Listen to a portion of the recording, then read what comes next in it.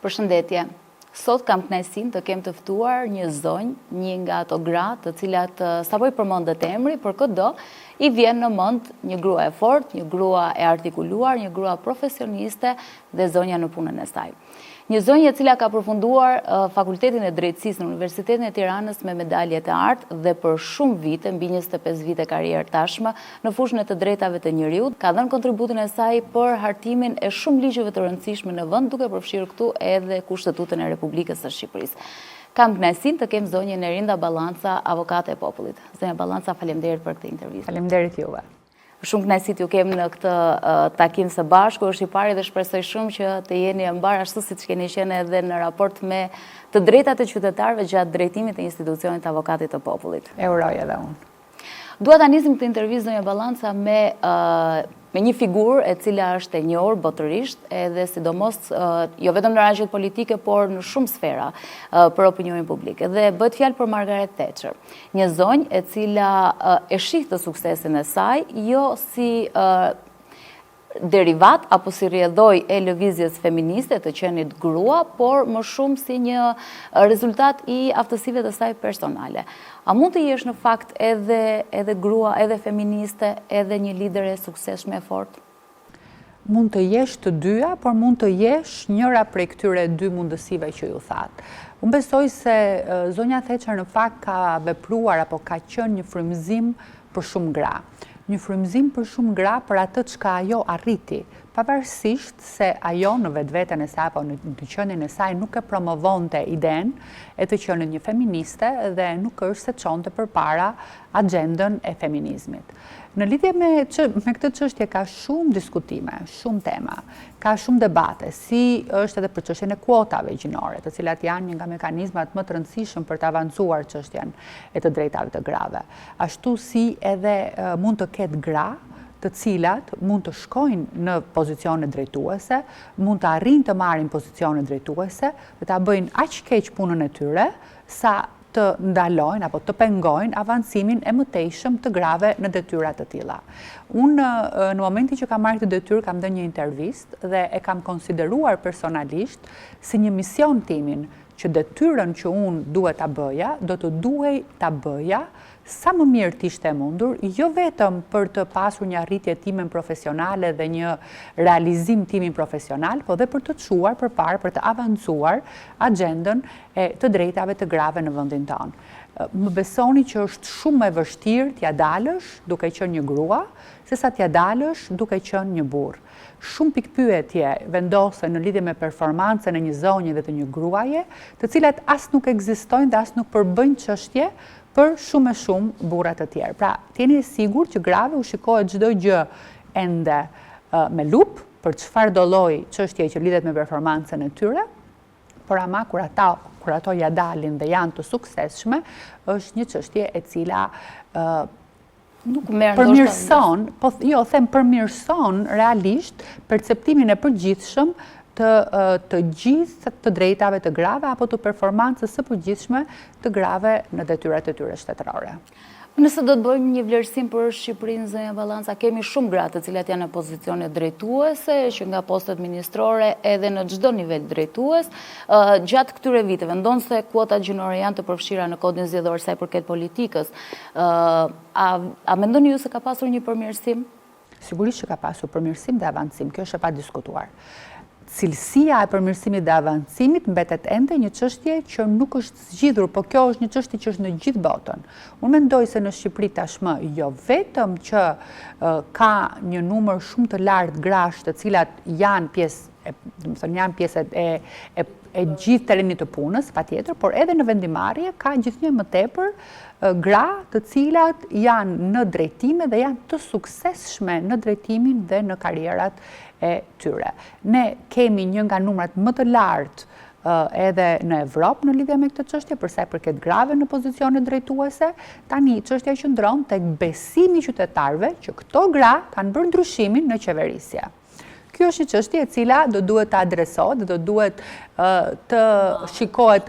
Për të matur, nuk është se nuk është matur, shqetësimi që kam unë është mosbesimi shumë i madh i shqiptarëve përgjithësi popullit shqiptar në qeverisje, mosbesimi në tërësi, po edhe në qeverisje, ndikon edhe në cilësinë e performancës së grave dhe zonjave në këto detyra të cilat ato kanë marrë. Dhe kjo në një farë mënyrë e majis edhe situatën dhe vendosim kritere dhe standarte 10 fish më të larta, e thash edhe njëherë për gratë, se sa për burrat. Kështu që unë e konsideroj pozitive avancimin e të drejtave të grave që neve kemi, i shikoj disa nga listat e partive pak më shqetësuese se të tjerat, në kuptim të faktit se shikoj një regres të paktën në njërën prej listave të forcave të rëndësishme politike në vend, por besoj se agenda e avancimit të drejtave të grave dhe e grave në qeverisje është vetëm çështje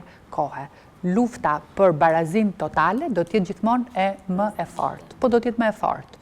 Sepse në qoftë se deri tani, dhe këtë gjë e kam thënë disa herë në intervistat e mia, në qoftë se deri tani burrat kanë planuar që ne të punojmë, që ne të sjellim të ardhura, që ne të jemi pjesë me kuotat e politik bërjes, atëherë kur ne do të kërkojmë që t'jemi vërtet 50% në çdo gjë, siç jemi 50% e shoqërisë, ajo do të kemi 5%, 10% dhe 5% i fundit do të jetë gjithmonë një luftë edhe më e madhe, sepse thon pa të gjithçka çfarë doni tani më shumë. E vërtet. Në fakt, avokatë, unë nisa bisedën pikërisht me Margaret Thatcher sepse është simbolizuar si një grua e fortë dhe për shkak edhe të gjithë pozicioneve që u keni mbajtur edhe të atij perceptimi dhe imazhi që u keni krijuar në opinionin publik, konsideroni si një zonjë e tillë edhe në Shqipëri.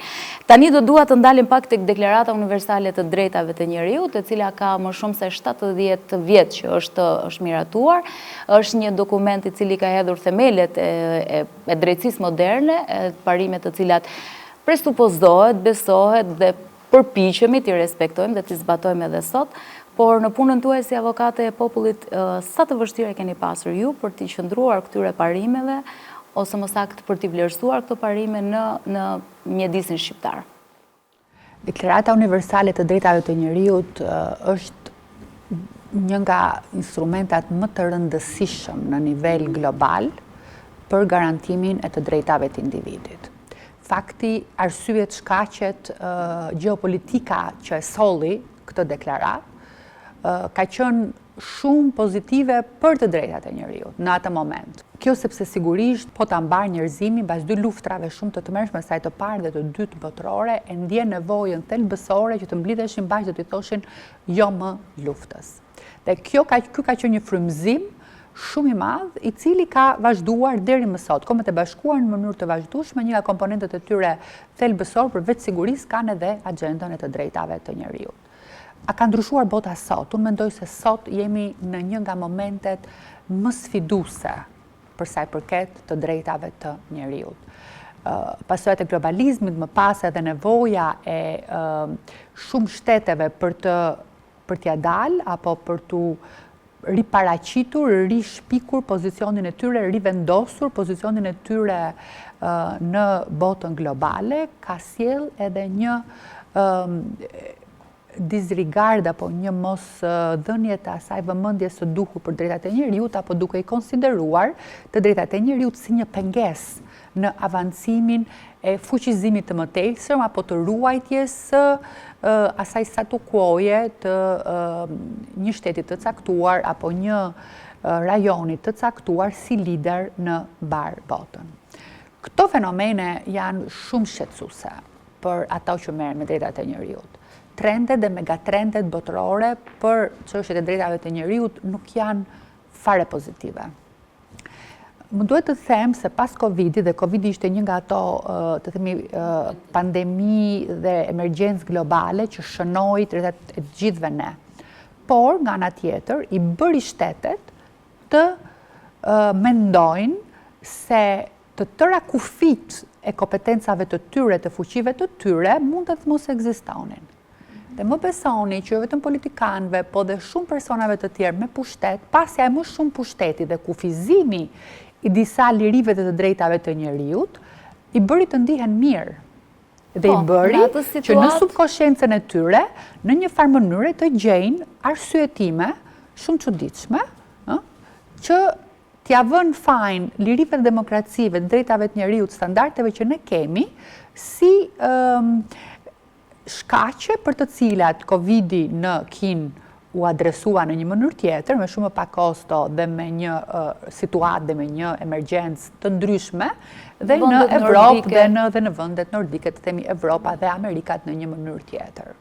Pra, unë mendoj se ka qenë pikërisht ndehja e gjithë secilit me pushtet, duke pasur më shumë kompetenca dhe pushtete, që të vazhdoj të mbaj ato dhe të filloj të mendoj dhe të filloj kjo era e re e rënimit të drejtave të njerëzit, që fatkeqësisht besoj do të vijoj. Ky nuk është një trend i cili është aktualisht në Shqipëri i artikuluar, të paktën në Shqipëri nuk artikulohet si një e keqe, të themi, për atë që Shqipëria ekziston, për shoqërinë shqiptare dhe për demokracinë shqiptare. Ne kemi të kundërtën, ne ende besojmë dhe mundohemi që të përmirësojmë sistemin tonë të lirive dhe të drejtave të njerëzit, por më besoni që në shumë vende ato që konsiderohen edhe vendet me standardet më të larta të lirisë dhe të demokracisë, shumë çështje që ne mendonim si çështje të zgjidhura, standarde të arritura dhe të realizuara,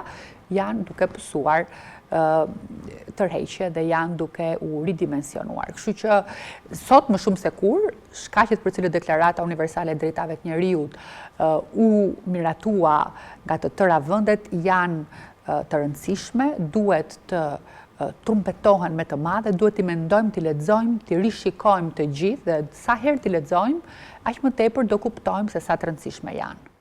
Interesant në fakt, avokate, që e merrni këtë diskutim nga periudha e Covidit, nga pandemia e Covidit, e cila gjithashtu pasua edhe nga luftra të ndryshme, të cilat i kanë dhënë edhe një shtys tjetër, kam iden gjithsej situate. Ka qenë të tëra shkaqe. Pra Covidi krijoi një krizë të tërë globale, ku një pjesë e madhe drejtave të njerëzit e humbën avancimin e tyre dhe mëtej në një mënyrë shumë të çuditshme filluan të gjitha interesat, të tëra luftrat që ishin për të bërë, njerëzit nuk e kishin më bota, nuk e kishte më vëmendjen tek ndalimi i luftës, të tërë përfituan të rrisin atë që është hegemonia e tyre në një mënyrë apo një tjetër. Dhe deri më tash u detyruam që kemi një nga presidentet më të rëndësishëm të shtetit më të rëndësishëm të botës, i cili është duke konsideruar rimarrjen e territoreve si një nga politikat kryesore të shtetit të tij. Po përsa, nëse do të ndalemi në Shqipëri, raporti me të drejtat e qytetarëve, me të drejtat e njerëzit, si do ta vlerësoni zonja Balanca? Në terma të përgjithshëm, se nuk dua të ndalemi në raste konkrete. E kuptoj. Atëherë, të drejtat e njerëzit janë një çështje e cila çdo ditë, çdo orë, çdo moment ka nevojë të përmirësohet. Ajo që unë kam kuptuar duke u bërë avokate e popullit e Shqipërisë dhe duke hyrë në marrëdhënie dhe duke bashkëvepruar me gjithë kolegët e mi dhe duke qenë edhe ne, duke kontribuar dhe ne në fushën e të drejtave të njerëzit në nivel global, kam kuptuar se një pjesë e rëndësishme e të drejtave kushtetuese të qytetarëve të gjithë Evropës, po flasim për Evropën sepse Evropa konsiderohet si një nga vendet me standardet më të larta të drejtave të njerëzit, edhe më lartë se sa Amerika dhe vendet e përgjithshme të gjithë kontinentit amerikan. Kështu që duke qenë se Evropa është konsideruar si etaloni dhe standardi i garancive dhe i lirive dhe i sistemit të drejtave të njerëzit, duke pasur një double standard, pra kur them double standard në të mirë, duke pasur standardet e Kombeve të Bashkuara të UN-it, por duke pasur edhe standardet të përmirësuara të Këshillit të Evropës dhe mëtej Evropa si Bashkim Evropian ka standarde edhe më të mira në atë që është Karta Themelore të Drejtave të Njerëzit të Bashkimit Evropian. Për duke pasur të tëra këto standarde, qoftë në nivel global, ashtu edhe në nivel rajonal si Evropë dhe si Bashkim Evropian, në nivelin tjetër përsëri të realitetit të Bashkimit Evropian, ne kemi triple protection ose 3 herë proteksion në lidhje me ato që janë standardet e drejtave të njerëzit. Problemi që ndron tek cilësia e zbatimit dhe garantimit të tyre. Nëse një e drejtë është e parashikuar në kushtetut, se cili prej nesh, edhe unë ku kam qenë në fakultetin e drejtësisë, më kanë mësuar se ajo është një drejtë e padiskutueshme dhe se lufta e qytetarëve me shtetin është që të mos guxojë t'ia heqë të drejtë që është njohur me kushtetut. Ndërkohë kuptimi i përgjithshëm i gjithë botës është botës them evropiane, në kuadrin e Këshillit të Evropës apo edhe të Bashkimit Evropian, është se këto të drejta janë aty, se janë aspiratat tona për liri dhe demokraci. Pra nuk është të thënë që domosdoshmërisht këto janë të drejta të garantuara, por janë të drejta që ne i kemi si një vend ku duam të arrim, si një objektiv që duam të arrim dhe çdo përpjekje jona do të bëhet për të arritur këtë objektiv. Kjo sjell në realitetin shqiptar, së bashku me nivelin e lartë të mosbesimit që ne si popull kemi, edhe nga matjet kjo gjë është e vërtet, një palumturi dhe pa kënaqësi shumë të madhe në popull për atë që mendojnë se ekziston perëndim dhe që ne nuk e kemi. Në fushën e drejtave të njeriut, ndoshta kjo është pak e fortë, po unë kështu e mendoj dhe kush e mendon ndryshe sigurisht mund të më kundërshtoj. Më vjen shumë keq ta them që ajo që ne mendojmë se duhet të jenë të drejtat tona apo të drejta që ekzistojnë në perëndim, janë pak a shumë si ai zhgënjimi që ne kemi pasur mbasi shikonim realitetin italian nëpërmjet syve të RAI-t dhe të programeve të RAI-t, kur vajtëm dhe pam Italinë si ishte, kuptuam që nuk ishte në fakt ai realitet, që jeta në Itali nuk ishte, në shtetin italian, nuk ishte jeta që ne shikonim nëpërmjet syve të misioneve të RAI-t. Prandaj them që edhe kjo gjëja e të drejtave të njerit është po kështu, kudo ka sfida, sfidat janë të vazhdueshme dhe do të vazhdojnë të mbeten. Nuk kemi vetëm ne vendi që nuk zbaton vendimet e GDN-s, ka dhe shumë vende të tjera që nuk i zbatojnë, por ama ne në çdo moment duhet të ushtrojmë presion të mjaftueshëm ndaj qeverisë tonë, ndaj parlamentit tonë, që të drejtat të jenë efektive. Unë besoj se rrugtimi nuk ka qenë i keq në nivel të dokumentave, të ligjit, të ekzistencës së kuadrit ligjor, ne kemi një kuadër shumë të avancuar. Problemi mbetet ai hendeku midis mjeteve financiare për të realizuar disa të drejta dhe kryesisht ato sociale dhe ekonomike dhe gëzimit efektiv të këtyre të drejtave nga qytetarët. Për sa i përket të drejtave politike apo dhe të drejtave që lidhen me ushtrimin e lirë të drejtës protestës, për shembull, apo të drejtës votës e tjerë, ka probleme jo të vogla që unë besoj se duhet adresohen, por nuk janë probleme unike vetëm për Shqipërinë. Ato duhet adresohen qartë, në mënyrë të veçantë, fakti se Shqipëria duhet të bëjë zgjedhje të lira dhe të pavarura, të cilat të jenë të pranuara më tej nga palët. Mos pranimi i rezultatit të zgjedhjeve, edhe nëse është i drejtë, edhe nëse ka pasur probleme, apo jo, edhe nëse është i drejtë, është një nga problemet thelbësore që ne kemi në krijimin e këtij mosbesimit të tmerrshëm ndaj asaj që kemi, shtetit tonë, asaj që kemi dhe asaj që realisht duhet përjetojmë jetën tonë. Po, është interesante zonja Ballanca se përgjithsisht vlerësohet kuadri rregullator dhe ligjet që janë bërë në vendin tonë, kritikohet zbatimi i tyre, po dua më shumë të ndalim tek roli i qytetarit. Qytetarët shqiptar, a janë ata të cilët janë koshient për detyrimet, për të drejtat e tyre dhe cili është raporti që ata vendosin me ligjin, me shtetin në këtë aspekt, në këtë drejtim? Atëherë secili ka të drejtë të ndrojë. Dhe unë besoj që çdo kush që kërkon të përmirësojë jetën e vet do duhet sigurisht ta bëj me të gjitha mjetet e tija, sepse nëse na heqin dhe ëndrrën, çfarë na mbetet pastaj? Pra është absolutisht secili ka të drejtë të kërkojë të avancojë, të përmirësojë, të ndërrojë, të ketë një jetë më të mirë.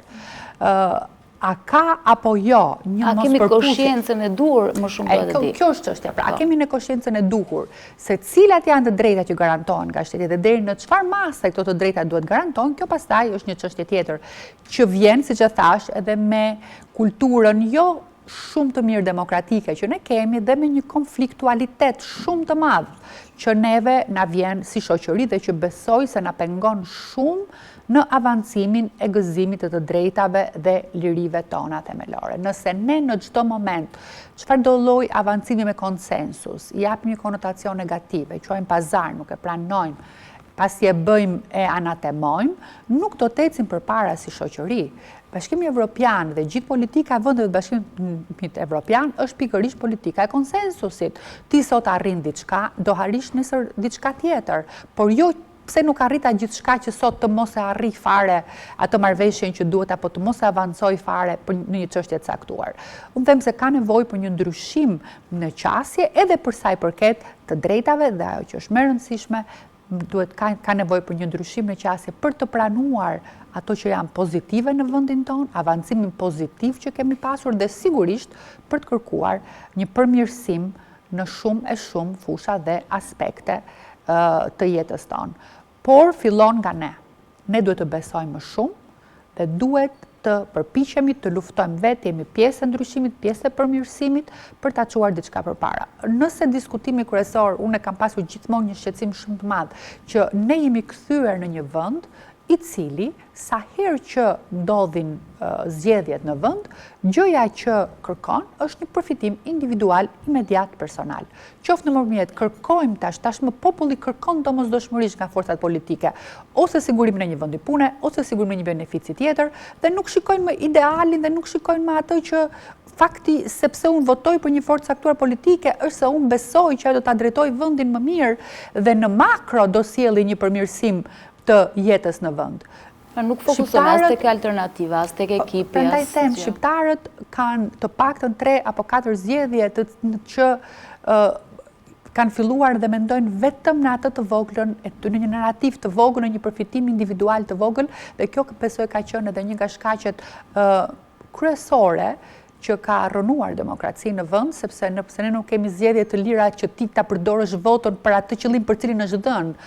Vota nuk të është dhënë për të pasur një përfitim imediat të vogël sot personal, por për të votuar atë që është alternativa më e mirë, jo vetëm për ty individualisht, por edhe për brezat e ardhshëm, edhe për të gjithë vendin. Kështu që kjo gjëja besoj që ka nevojë të adresohet tek të gjithë shqiptarët, që të kuptohet qëllimi thelbësor. Kjo vërtet është kontroverse, jam e bindur që shumë njerëz do të jenë refraktar ndaj kësaj që po dëgjojmë, por ama është e rëndësishme që ne ta shikojmë me sy kritik edhe veten, edhe unë veten time, edhe qytetarët veten e tyre, se cila është pjesa që ata kanë në krijimin e kësaj situate që në Shqipëri ekziston me zgjedhjet. Pra, tek ne kemi vite dhe vite me radhë që ndryshimet zgjedhjet nuk arrim, nuk bindemi me rezultatin e zgjedhjeve dhe nuk arrim as të kemi besim për shkaqe shumë të arsyeshme dhe kjo sjell, se do thuash, një situatë që përsëritet në negativitet. Dhe kemi humbur totalisht besimin që në Shqipëri mund të vijë ndryshimi me zgjedhje, kemi humbur totalisht besimin që njerëzit duhet të bëjnë të vetën, të tyre, sepse janë shumatoria e votave të njerëzve që mund ta sjellin ndryshimin nëse e duan ndryshimin, nëse realisht mendojnë që ka nevojë për një ndryshim në vend.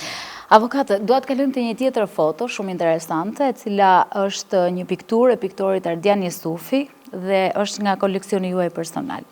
Në të mund të lexohet qartësisht një ngarkesë fort simbolike me referencat qarta ndaj periudhës komuniste dhe ndikimit të saj në shoqërinë shqiptare.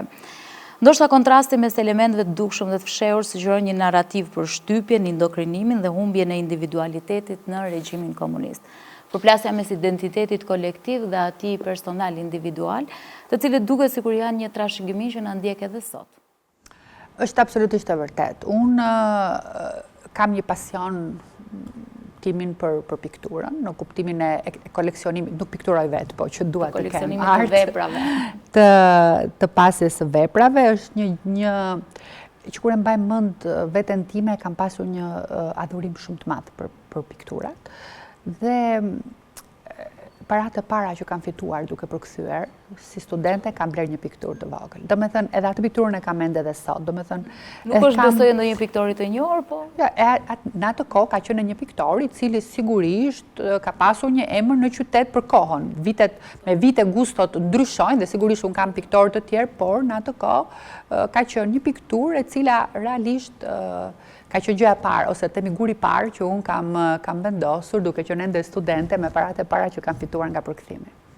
Kështu që e mbaj mend veten time shumë të apasionuar. Dhe fatkeqësisht sigurisht ky është një hobi shumë i shtrenjtë. Po. Edhe nuk e del kur asnjëherë që t'ja dalë, të kesh piktura apo të përmbushësh çfarë do lloj kërkese. Unë kam qenë me goxha fat, kam punuar për një periudhë shumë të gjatë kohë si avokate dhe një pjesë e mirë e të ardhurave të mia i kam shpenzuar pikërisht për këtë koleksion. Këto vitet të qenit e avokate popullit kanë qenë vite të dhimbshme nga pikpamja e këtij hobit.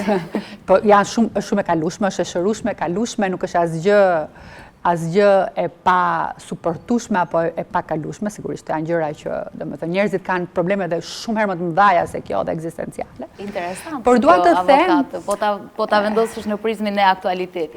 Po pavarësisht, po dua ta them që e vërteta është që njerëzit duhet heqin dorë nga sa herë që marrin përsipër për të bërë diçka, duhet heqin dorë nga diçka tjetër. Dhe unë e konsideroj jo se është në një hall shumë i madh, ka mjaftueshëm piktura, nuk kam nevojë të kem më tepër, por gjithsesi them atë ëndjen të qenit në një botë tjetër quasi ideale për mua që ishin galeritë, studiot edhe të piktorëve, nuk e kam pasur më gjatë tyre 8 viteve të fundit, për arsye shumë personale që pashë të pasur të detyrës, edhe të kuptueshme dhe patjetër. Por ama e them dhe këtë e them nga fakti që unë në studiot e piktorëve ndjeja veten vërtet si një botë tjetër. Ishte si një largim nga realiteti në të cilin mund të ishte shumë i vështirë dhe për mua, sepse puna avokates nuk është e thjeshtë, ka shumë presion, ka shumë lodhje, ka shumë stres, je gjithmonë në hallet e njerëzve, njerëzit në Shqipëri vinë kur kanë një hall përgjithsisht tek avokati, kështu që nuk ka qenë një gjë e thjeshtë. Kjo është një nga pikturat që unë, për cilën jam dashuruar menjëherë dhe e kam marrë, është një pikturë e cila tregon, ka brenda vetes së saj një, nuk them konflikt, por një antagonizëm brenda vetes. Aty janë dy aksionistë, është marrë nga një foto e gjetur dhe është kthyer pastaj në një vepër arti. Janë dy aksionistë të cilët gjatë bërjes së hekurudhës, dhe hekurudha në atë kohë ishte realisht zhvillim për cilin do vend, kishin kapur një lepur dhe në një farë mënyre jeta e lepurit përfundonte, pra shkatrohej, kishte një shkatrim, jeta e tij përfundonte me zhvillimin që kishte gjithë Shqipëria dhe shoqëria duke vajtur dhe në një fushë apo në një vend i cili ishte tërësisht natyral, po ne si qenie njerëzore po hynim edhe po sillnim atë që ishte zhvillimi ynë, po që për atë lepur në shkret ishte përfundimi. Në fakt, fakti që ka pasur, ka vendosur shajet e kuq është për ta kthyer, për ta çuar në kohën e komunizmit, në fakt në fotografi ato kanë qenë të bardhë. Dhe unë e adhurova dhe vura menjëherë këtë pikturë në apartamentin tim, në një vend shumë të rëndësishëm në atë kohë. Dhe zonja që më ndihmonte për të mbajtur djalin erdhi dhe pa këtë dhe nuk foli, u largua, po ishte një zonjë shumë interesante dhe shumë e donte artin, e donte të bukurën. Dhe më thot pastaj, them unë, të pëlqeu, i thash unë tetamendit, të pëlqeu kjo piktura? Më pak kështu dhe më tha. Nuk e mendoja, tha që do kishim, tha, shallat komunist në ke shtëpia jote, se ajo ishte shumë kundër atij regjimit, dhe unë ja shpjegova pastaj dhe i thash, po pati këtë lloj ndjesie, pra pati ndjesi në një reagimi shumë të fortë që pse ti, një njeri që ke qenë shumë vokale kundër komunizmit dhe realisht edhe për shkak të atyre që besoj se nuk duhet, gjithë asaj periudhe shumë negative që ka kaluar Shqipëria me komunizmin, dhe ajo e vetmi koment që bëri më tha pse duhet ketë shalli. Ky ishte perceptimi i saj, sepse shalli për të, shalli ishte sikur personifikonte apo lavdëronte ekzistencën e komunizmit, ndërkohë që kuptohet konteksti i pikturës ishte krejtësisht tjetër. Mendoni se kemi ende sot këtë lloj trashëgimie brenda shoqërisë tonë? Dhe raportin, kufizimin e lirisë, pra që vjen si rezultati i asaj kohe. Unë mendoj se komunizmi vazhdon të jetë një e keqe që ende nuk është shkullur nga të qenit tonë, nga bindjet tona, nga sjelljet tona, për shumë arsye, dhe besoj se ka nevojë shumë përtej asaj që është e hapura, përtej asaj që është e shpërfaqura, besoj se secili prej nesh ka ende një pjesë të asaj periudhe, të asaj kohe, reminiscenca të asaj kohe brenda vetes. Dhe nuk është bërë një pastrim i vërtet real. Pra ne shumë persona, unë kur i shikoj në mënyrën se si qasen dhe në pranimin e tjetrit apo në sjelljen, ata që janë që ndoshta her pas here deklamojnë dhe deklarojnë një me shumë forcë urrëtie ndaj atij sistemi, në fakt përdorin dhe sillen metodat e atij sistemi për të mos pranuar opinionin e tjetrit, për të pasur vetëm opinionin e tyre, për të mos qenë bashkëpunues, gjithëpranues që të krijohet një dialog real në vend.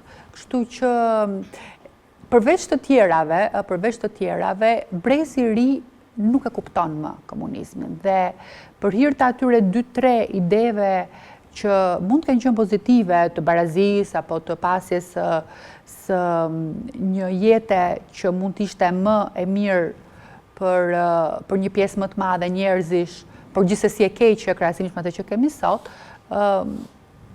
mendojnë se diferencimi apo kapitalizmi sjell një diferencim shumë të madh në shoqëri i cili thelbësisht duhet të ndryshojë, sepse konsiderojnë të padrejtë. Unë kam mendime të tjera, nuk kam këtë lloj bindje dhe këtë lloj mendimi, por fatkeqësisht besoj se brezi i ri ka një qasje shumë pranuese ndaj komunizmit dhe shumë vlerësuese ndaj atyre që kanë qenë përmirësimet që mund të ketë pasur shoqëria shqiptare në kohën e komunizmit. E vërteta është që ato përmirësime kanë ardhur për shkak të përmirësimit të përgjithshëm të jetesës së të gjithë globit.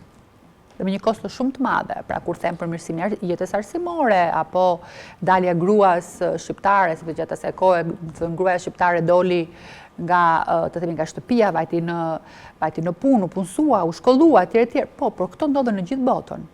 Ndodhen sepse ishin pjesë e një avancimi tërësor të gjithë botës, dhe të drejtave të grave në përgjithësi, apo edhe të drejtave të tjera për arsim, pra u bë arsimi një realitet shumë i pranueshëm për të gjithë bazën shoqërore të gjitha vendeve, nuk na erdhën për shkak të komunizmit, na erdhën për shkak të një avancimi tërësor të gjithë shoqërisë, në vlerësimin tim.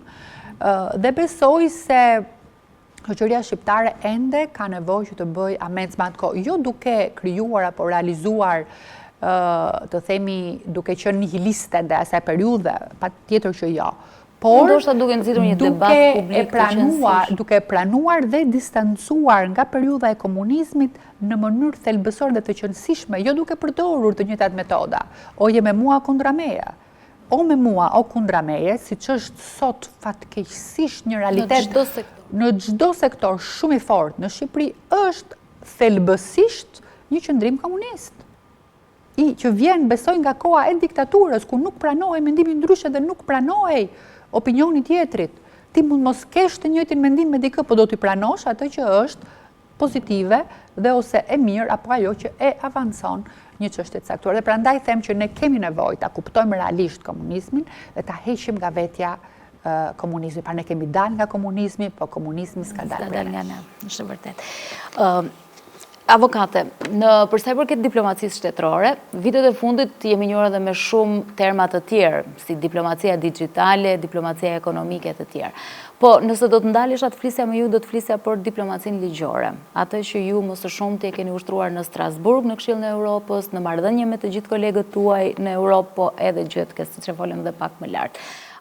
Kjo është një foto e asaj pak kohe të lirë që ju keni gjatë angazhimeve tuaja në Strasburg, nga njërë takim në tjetrin, dhe do doja të dija nga ju si kanë qenë përpjekjet tuaja si avokat i popullit për të avancuar agjendën ligjore, diplomacinë ligjore të Shqipërisë në Këshillin e Europës, dhe të kolegët tuaj që jo rrallë herë në kanë parë edhe me dyshim në fakt në këtë aspekt.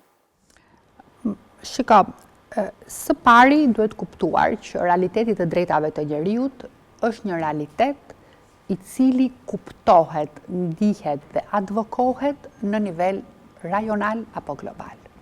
Cili do realitet individual, pra cili do shtet, në të voglën e vet, është i kufizuar në kuptimin e çështjeve të drejtave të njeriut. Jo më kot, ju në fillim të bisedës ne përmendëm Deklaratën Universale e Drejtave të Njeriut. U arrit konsensusi në nivel global dhe më pas u frymëzua gjithë bota duke marrë ato të themi instrumente, ato të drejta duke i bërë të vetat. Pse? Sepse konsensusi duhet të arrihet në atë nivel dhe është më kollaj të arrihet aty se sa në një realitet individual. Dhe për këtë arsye, nëse kisha pasur një karrierë jo të vogël profesionale dhe jo indiferente profesionale në vend, unë përsëri ndjeva veten deficitare në kuptimin thelbësor dhe të plot të çfarë janë të drejtat e njeriut, si funksionon sistemi i zbatimit të drejtave të njeriut, qoftë në nivel rajonal ashtu dhe global. Dhe në gjatë vitit të parë të punës time më është dashur që të rend dhe të kuptoj, të marr pjesë në të tëra forumet që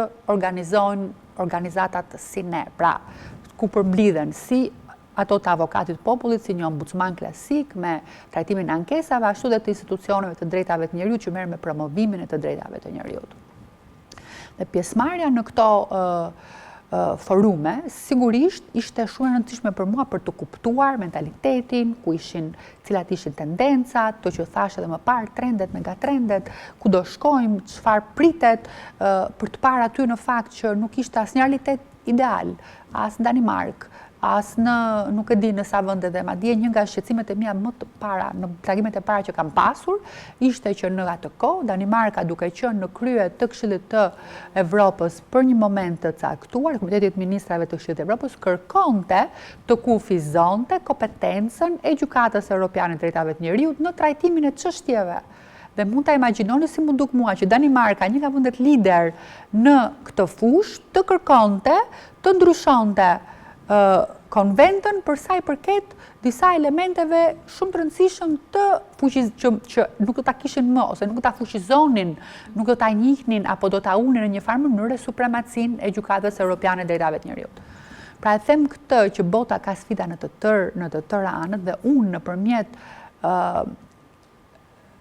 të themi rrokjes asaj që ishte tendenca më pozitive në gjithë këto diskutime dhe e kontributit vendosa, thash, okay, të duhet të punoj, të kuptoj më shumë, të lexoj më shumë dhe të kontribuoj më shumë.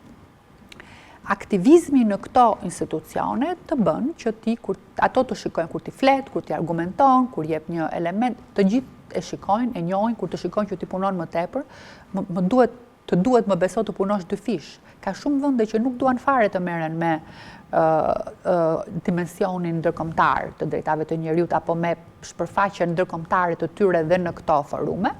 Unë përpoqa që të isha sa më prezente dhe menjëherë sigurisht pata mbështetjen e këtyre të themi forumeve, sepse pan një aktivizëm pozitiv individual nga ana e Shqipërisë, duke qenë kritike për ato që duhet, e vërtet, duke mos qenë një individ i cili vetëm reflektonte çfarë thuaj në shtetin e origjinës, por përpiqej që ta shikonte çështjen në një nivel më të madh dhe në nivel global. Dhe kam pasur fatin dhe nderin që të përfaqësoj Evropën, një nga 5 përfaqësuesit e Evropës në Asamblen Globale të Drejtave të Njeriut, kam qenë edhe unë si e zgjedhur nga Evropa për ta përfaqësuar Evropën në këtë forum.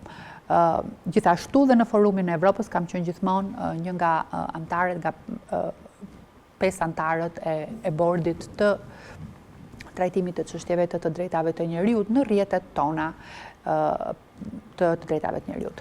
Në fakt, Shqipëria vitet e fundit ka pasur edhe përmirësime shumë të mëdha në përfaqësimin, të themi, ndërkombëtar. Sigurisht do vi me vite, qoftë në përfaqësimin në OSBE, me drejtimin në OSBE-s, me antarësimin në Këshillin e Sigurimit, me antarësi tani në Këshillin e Drejtave të Njeriut. Nuk janë gjëra të vogla, më besoni, janë gjëra shumë të rëndësishme, por që ne na takojnë.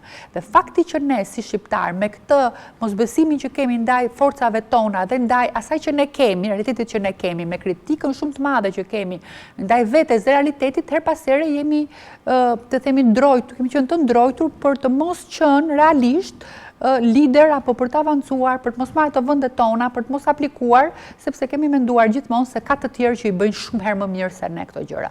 Në fakt, Shqipëria përfaqësohet shumë mirë në nivelin qoftë në Këshill të Evropës, qoftë në Kombet e Bashkuara dhe do duhet të vazhdojmë përfaqësohemi shumë mirë sepse vendi ynë ka të drejtë të jetë në këto forume me kontributet tona, me ato që janë kontributet tona dhe sigurisht janë kontributet shumë të mira dhe thelbësore.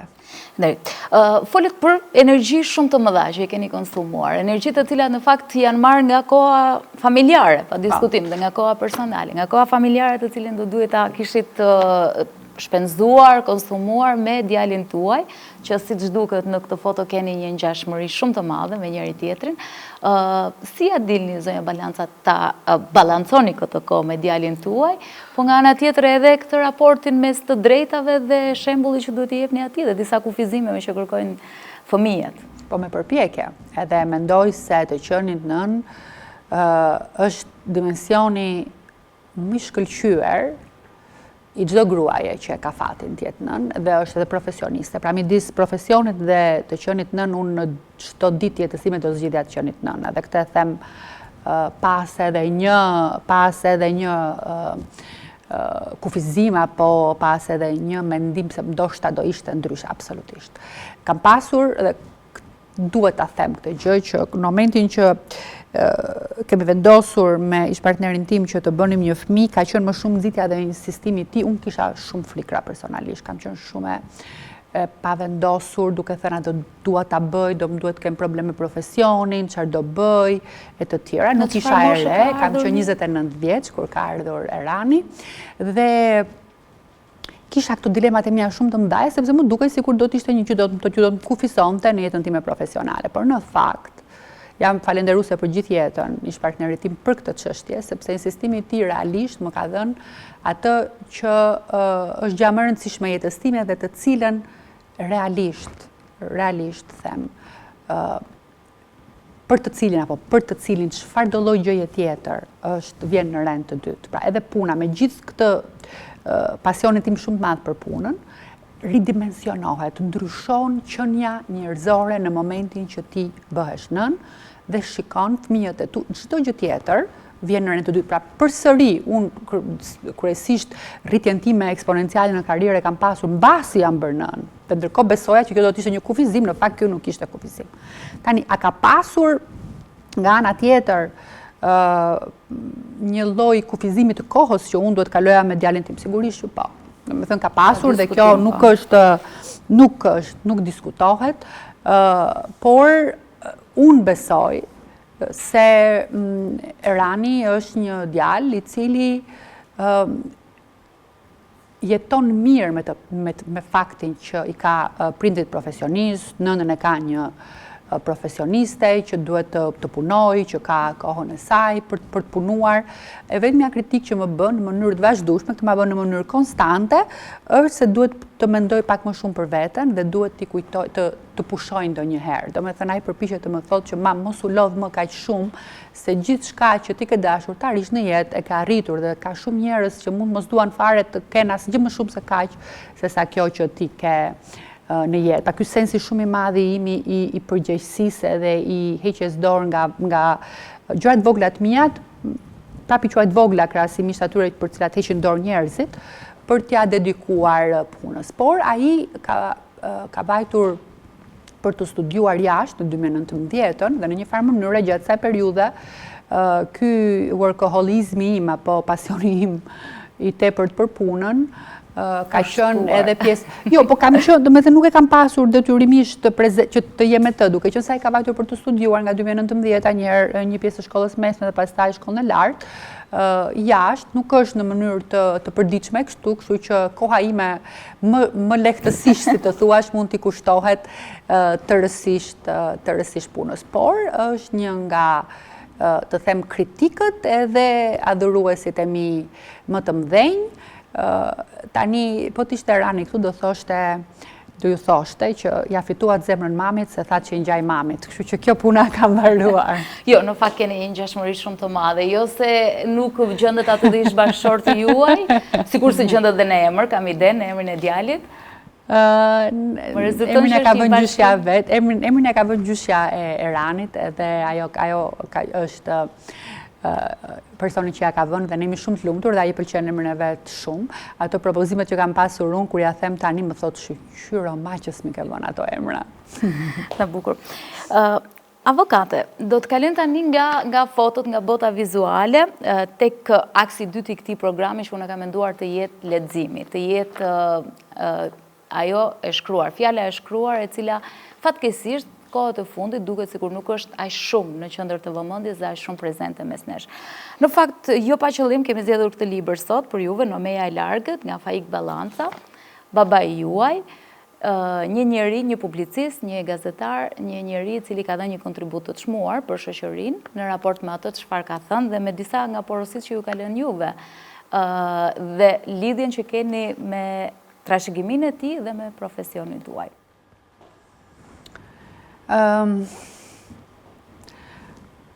Imat ka qenë një nga ato kolonat shumë të rëndësishme të jetës time apo ndikuesit thelbësor në jetën time, pa qenë prezent.